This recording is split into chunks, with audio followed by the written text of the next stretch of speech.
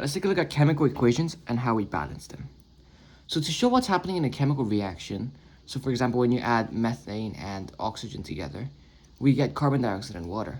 So we write chemical equations to show what's actually happening in written form.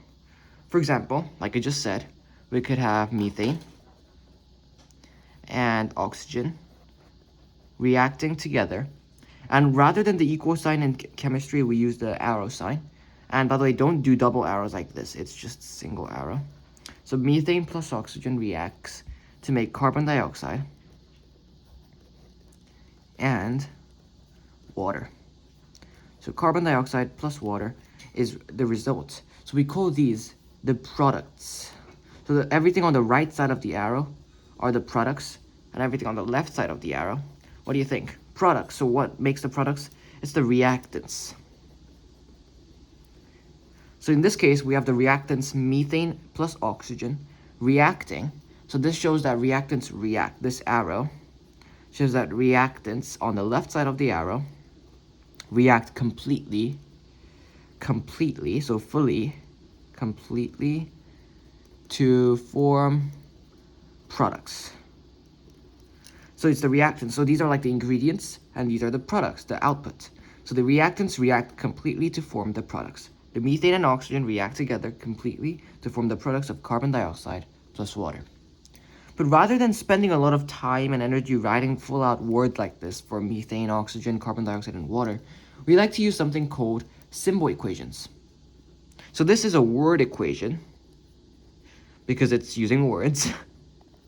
And we use symbol equations to simplify the process. It's a bit faster and it's more scientific because we can tell the number of atoms we have. So if you look at the periodic table, we have stuff for oxygen.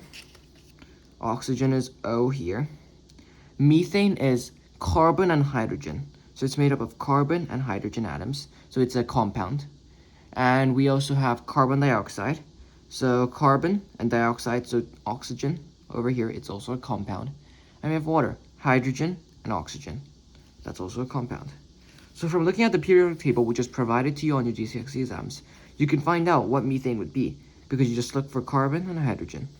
Anyways, let's write the symbol equation for methane plus oxygen, producing a product of carbon dioxide plus water. So methane is CH4. So this means we have one carbon atom and 4 hydrogen atoms bonding together. Plus O2, oxygen. You probably all know oxygen, right? O2 is oxygen. So it means 2 oxygen atoms. So this won't be a compound because it's only one type of atom. So this will be a molecule. Reacting together to produce the products of carbon dioxide. So carbon dioxide. So dioxide means 2 oxygens. So 1 carbon and 2 oxygen atoms. So this is a compound as well. Plus water, H2O. 2 hydrogen and 1 oxygen atoms. So this is also a compound. So this O2 is the only molecule here because it's only one type of atom, just oxygen.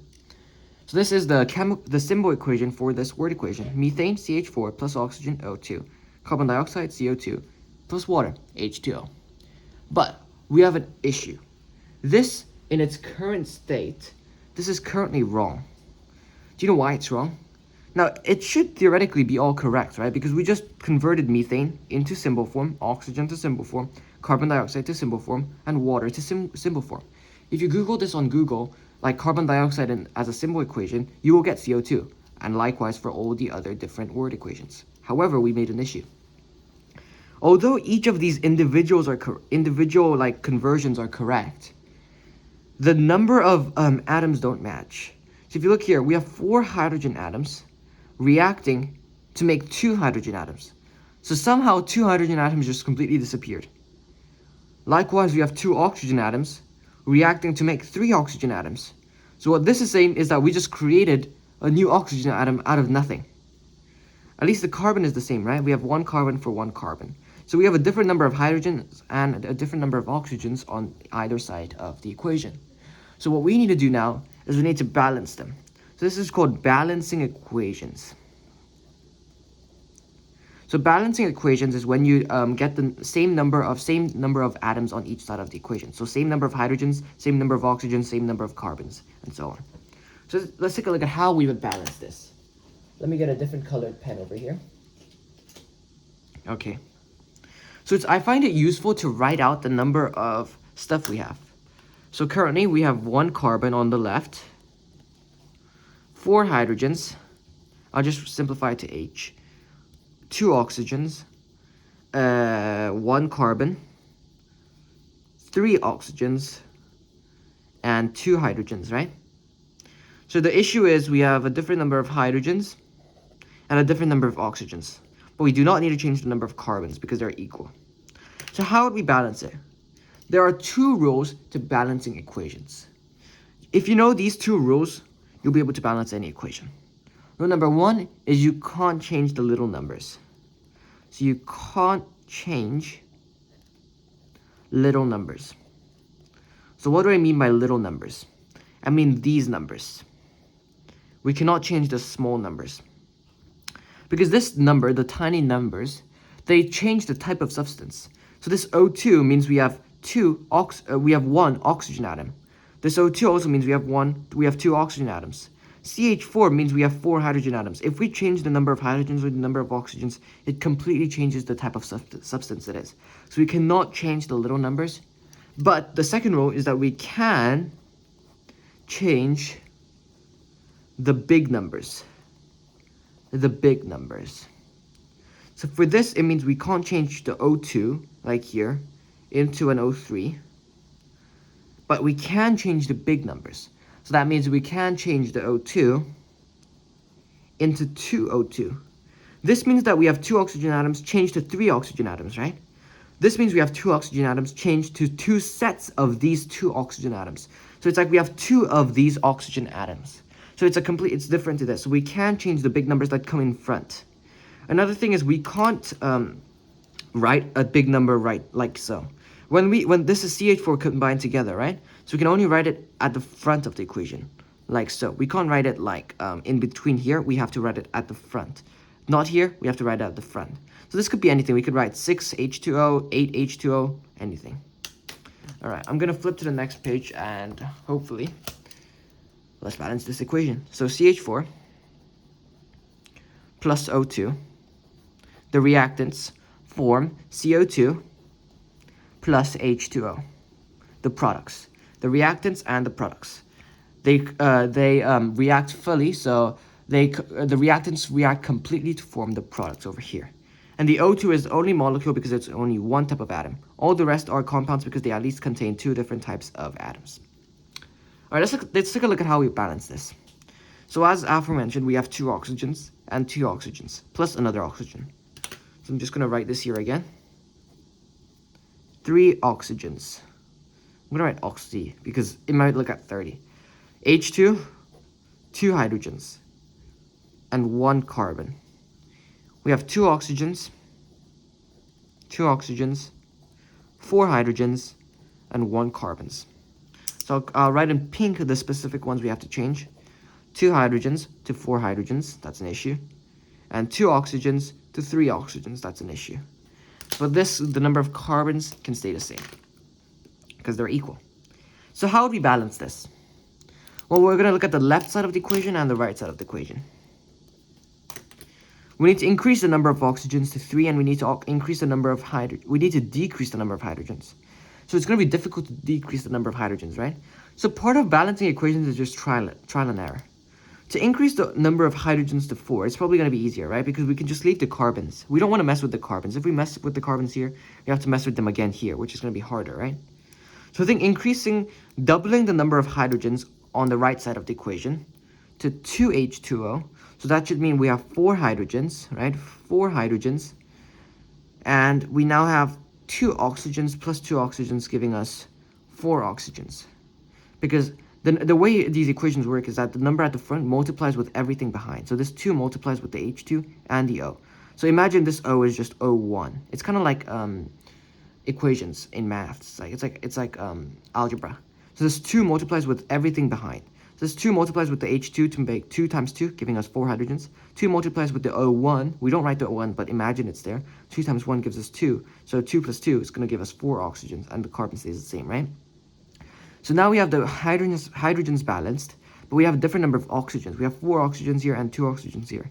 Well, because oxygen is alone here, all we have to do is just add a 2 in front of here.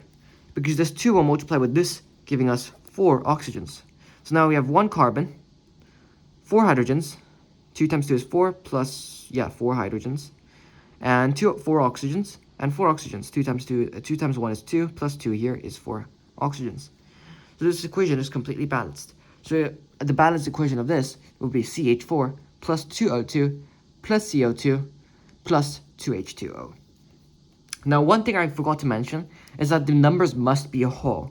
So imagine we had, sometimes when you do chemical equations, you'll get an equation like CH4 plus 4O2. Let's say we have that. Plus CO2 plus, let's say, what can we have? 4O2. I know this isn't balanced, or it doesn't even make sense, but just as a theoretical example, we currently have 8 and 10 oxygens, right? 4 times 2 is 8, plus 2 is 10 oxygens, right? If we wanted to, we could, we can't have this. What I mean is that we can't, you can't have half oxygen, or you can't have 1.5 oxygens. That's what I mean. You can't have fractions as the numbers in front. That's all I wanted to say. Let's take a look at one more example, just in case you guys still don't fully grasp it yet. This one's going to be a bit harder. H2SO4 plus sodium, oxygen, hydrogen. The reactants react fully to produce Na2SO4. Let's draw a line to separate this. Plus H2O. Now, I know this looks a bit more complicated, but once you understand the general way this works, it's pretty easy to understand. So, I always write down the number of stuff we have on either side, because that really helps. So, we have 2 hydrogens plus another hydrogen, so we have 3 hydrogens. 3 hydrogens. 1 sulfur with no more sulfur, so just 1 sulfur. 4 oxygens plus another oxygen, so 5 oxygens. I think that should be it. And sodium, yeah. We have 1 sodium. So 1, 2, 3, 4. Yeah, that should be it, right? 5 oxygens, sodium, sulfur, and 3 hydrogens, yeah. Now, what I recommend is to write them in the same order. So if you wrote 3 hydrogens first here, I'd write the hydrogens and then sulfur, oxygen, and sodium so that we can compare the two. So to begin with hydrogens, we have 2 hydrogens, and that's it. So 2 hydrogens. 1 sulfur, we have 1 sulfur here. By the way, this 4 behind the subscript only applies to this 4. So it doesn't apply 4 to oxygen. It doesn't apply to this sodium, to the sulfur or the sodium. It only applies to this. And sulfur, so oxygen. We have another oxygen here, plus 4 oxygens, so 5 oxygens. And sodium, we have 1 sodium. No, we don't have 1 sodium, we have 2 sodiums. Because there's a 2 here. 2 sodiums. Or Na. Na is sodiums, yeah. So let's see what we have to compare. Sulfur is the same. Oxygen, 5 oxygens to 5 oxygens. That's the same. 1 sodium to 2 sodiums, and 3 hydrogens to 2 hydrogens. So this is not correct, and this is not correct. So we have to fix 2 things. Let's take a look at the hydrogens first. We have 2 hydrogens here and 1 hydrogen here. Where are all the hydrogens on the right side? It's all here. So we have 3 hydrogens. So we're going to have to make it bigger. I think if we multiply this by 2, that should give us 4 hydrogens. Because 2 times 2 is 4. And 2 oxygens plus another 4 here. So that should give us 6 oxygens. So a lot of this is just trial and error to see what works and what doesn't. So none of our stuff are balanced, and we made things worse, actually. But you see, if we look here, we have hydrogens. If we multiply this by 3, could that work? No, that won't work. What if we multiply this? So that would give us 2 sodiums. If we multiply this by 2, this will give us 2 sodiums, right? So our sodiums are balanced. Multiplied by 2 oxygens plus another 4, that should give us 6 oxygens. and multiply by a hydrogen, so 2 hydrogens plus another 2, so that should give us 4 hydrogens. So 4 hydrogens, 1 sulfur, 6 oxygens, and 2 sodiums. Believe it or not, it's balanced. Hydrogens, 3 hydrogens, plus 2 times 2 is 4 hydrogens, but yeah, this multiplies with this, right? So 2 hydrogens plus another 2 hydrogens, so 4 hydrogens. Sulfur, 1 sulfur, and 1 sulfur. Oxygen, 4 oxygen, plus another 2, so 6. For 2 oxygens, remember this also applies to this, so 2 oxygens plus another 4, so 6 oxygens. Sodiums, we have 2 sodiums and 2 sodiums here. And that's it, that's balanced. So this is pretty much all you need to do for balancing. A lot of it's just trial and error, and you just have to see what works and what doesn't work. Sometimes you won't get it on your first try, sometimes you'll make things worse by adding numbers, but eventually you will get it. So I hope this explains balancing equations a bit. And I know it was a bit confusing because I also had to do the working out, but hopefully this makes sense. Thanks for watching this one.